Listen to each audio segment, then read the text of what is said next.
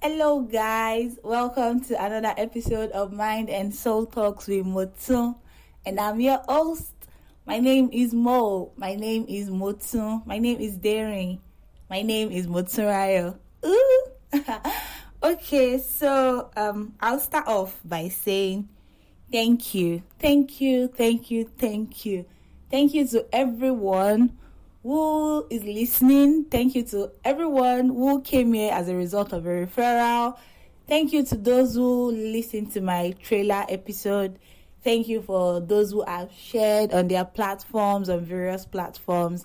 Thank you for just loving me and supporting me. I am very, very grateful and I am very excited. And the excitement is also coming from seeing that people are excited with me as much as I am. So, thank you very much. And like I said, there will be avenues for us to communicate. You can reach me on my Twitter handle at Talks with Motu, or on my Instagram. My Instagram account will be at svelte.mo, like SVELTE.mo. Yeah, so that's my Instagram handle. So you can come and drop your comments and just let me know. You can also comment on the podcasting house that I'll be sharing with you. Yeah, so there'll be avenues for you to comment too. Okay, so you can tell from the title of this episode that we are going to be talking about food. Food. Okay, so there are some words that you think you know the meaning, but when they ask you, auntie, brother, babe, what is the meaning of this word? That's the point where you realize that be like, say, my English, I've gone on vacation. So somebody asks you, what is the meaning of food, or what does food mean to you? What will you say? Take a minute, think about it, jot things down. Yes. So you're going to say, what will you say? Food is what? What does food mean to you?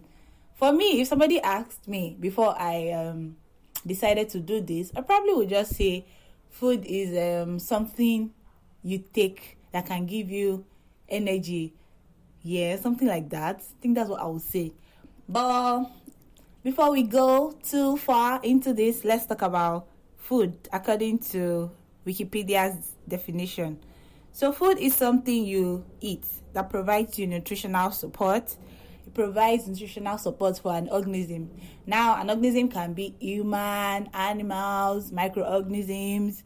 Microorganisms feed too, But today we are going to be talking as humans. We as humans. So food is anything we take that provides you nutritional support. It could be plant-based, it could be animal-based, it could be microorganism-based, like mushroom. Mushroom is a fungal or is a fungus. Pardon my English. Mushroom is from microorganisms, something like that.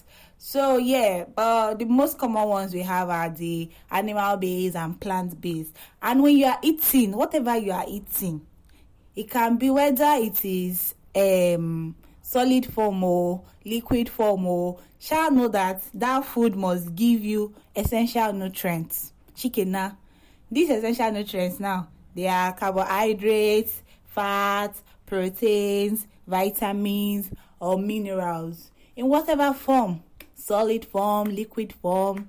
Yeah, I've said that before. So there are people who eat some combination of foods.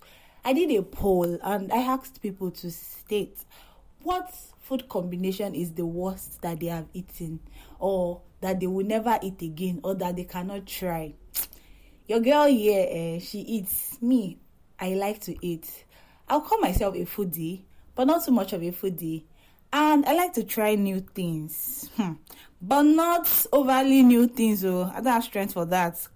But yes, I can try new foods, So yes, I did a poll and I asked people. You'll be surprised what some people say they cannot eat because I can eat it. Me, I eat some of these things. And the ones some people say they can eat, I don't know where they are from. I don't know. I cannot eat that combination. But Yeah, so we'll talk about that, or we'll just about that. And then, in my own little way, a little bit of pharmacist in me will still creep in. So, we'll be talking about food intolerances, food intolerances, those things that some people don't know that it is what they are eating that is affecting them. But now you would know, you would know. Like you're listening to this podcast, so you would know. Yes, so food intolerances can happen maybe immediately after you eat a food, or some hours, or it can be delayed. It can be delayed. Like sometimes it doesn't even happen instantly. It could be like a few hours after.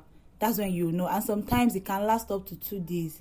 Like you will just be having this issue. Why am I going to the toilet? Why is headache me? Why is this one? My sister, my brother, it is what you ate that is affecting you and you do not know. But it's not a one-time thing, right? It's something that you would have noticed over time. You would have, like, if you pay close attention to it, you would know that, oh, it is this thing that I'm eating that is causing me to have this and this and that. So, they usually affect digestive system most times. Sometimes they can affect the skin. So you have people who will start itching their body, or they have, like, for people who are black, most of us are black. Well, there are fair people in Nigeria too. Those ones, they can see that their skin have started looking red. Though you now say, what did I eat? My skin is looking red. Somebody help me. It is what you ate. But for people like us that we are black, you will not see any red thing. We are black and we are proud of it. We are proud of our black skin. Brown skin girl. Me, I'm brown skin. I'm not black. No discrimination. No. And yes, please, disclaimer. I'm not a dietitian. Please. So I'm just saying this. Of course, I'm a pharmacist. I'm not a dietitian. I'm just saying these things so that people are more aware that what you eat sometimes can affect you. And if you have any questions, you can obviously book an appointment with a dietitian. They are the experts in these things. So yes, a big disclaimer. So I was saying, sometimes it affects the skin, you see the people itching, redness and all that.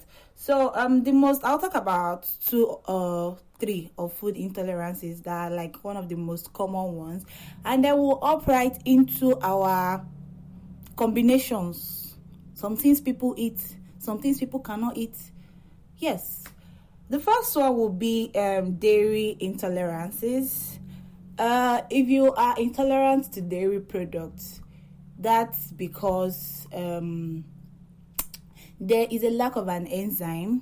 The person lacks an enzyme that helps to digest lactose, and lactose is like a sugar found in dairy products.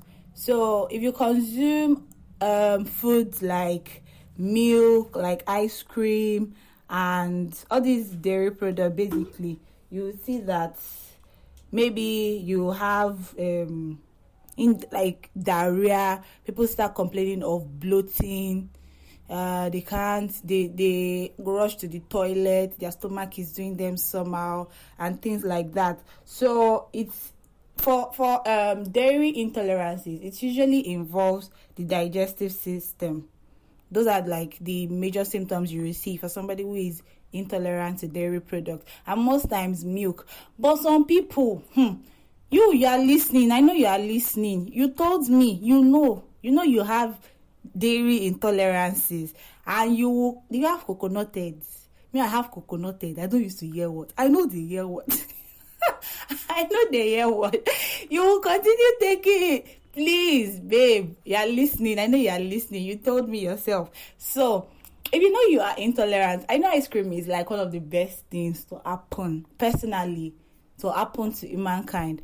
But our body sometimes, they don't like these things. So, you have to stop. So, if you notice that you take milk, you take ice cream, you take cheese, and all this food that has milk products, and you are reacting to it, please just stop. Try and reach out to a doctor or whoever it is, just to help you. But the best thing is to stop, so you don't get yourself into arm's way. Most times food intolerances are not always that serious, sometimes they could be. So imagine somebody who doesn't know that he or she is intolerant to dairy products and keeps taking milk or keeps taking food containing milk products and all that, and the person keeps having diarrhea. Some people die from having like serious diarrhea because you're losing water, you're losing electrolytes and all that. So people can die from diarrhea. So sometimes it can be that serious, but most times intolerances would just reduce the quality of life. Like it would not make you function well. So you are stooling, you are having gas and all that. You're not able to work well. Basically, what they do is reduce the quality of life. Not really like automatic death like that, but it's good to know. So that's the first one, dairy intolerances. If you have that, please avoid products containing milk and all those things. Yes, it's not good for you. Secondly, this is not really a common one, but I'm sure some people would know. They call it gluten. So gluten is a protein that is found in wheat. You find it in barley and rye as RYE. I don't know if I got that pronunciation well, but yeah. So even before I got to know, like the mention of barley enough is good. Like the first thing that will come to mind, those of you that take beer, yes, beer, and all those beer. Maybe a lot of people would say they are not tolerant, like they are intolerant to it, but I'm sure there are some people. So if you take anything that has wheat product and you realize that you are having like reactions like headache, I think it affects the respiratory system too. Yes, and all those things, you have to be very, very careful. So food that contains wheat and barley and all those things, you should avoid it. And they also state that there's an article I read that states that people who are intolerant to gluten, they come down with this celiac disease, and celiac disease is like an autoimmune. I hope somebody is understanding and I'm not speaking too much jargons. It's an autoimmune response, like your body fighting your body. That's what you call an autoimmune thingy. And basically what the part it affects is your body is fighting your small intestine in celiac disease, and the small intestine is very important because that's where like absorption of all the nutrients in the food you eat comes from. So you don't want to jeopardize your life because you want to drink beer. Uncle, please stop it. If you notice that anytime you take beer, your body used to do you somehow, you most likely might be intolerant to one of the components, barley. So please be careful. That's another food intolerance. Another one would be caffeine. Caffeine. So here's a story. Before I even state it, when I was in university that time, everybody, exam time, they take coffee to stay awake. That's how baby girl decided one day that this exam, pharmacognosy, all my pharmacy students out there, say hi. Pharmacognosy, God. I said, okay, today is me and you. Everybody knows, exam period, Motun is in the reading room with her pillow. And it's night watch, The night has come. Yes, and I must watch my gate, or however that GOT team is. So I decided to try out Nescafe. Nescafe did not work for me, my brothers and my sisters. I took Nescafe that day, and I'm like, I I used to read up things. So before I took Nescafe, I don't know how I jammed what the article that told me that sometimes when you take this stimulant, you have to rest your head. Like you have to sleep. Then when you wake up, it's not going to be very, very effective. I don't know who told me, but I just decided to take caffeine. And then I slept, my brother and sister, thinking it will be for like 30 minutes. I'll wake up, my brain will be refreshed and all that. I took it around maybe 11:30 that day. Say let me wake up by max by 12:30. Read till around maybe 4. Sleep a little.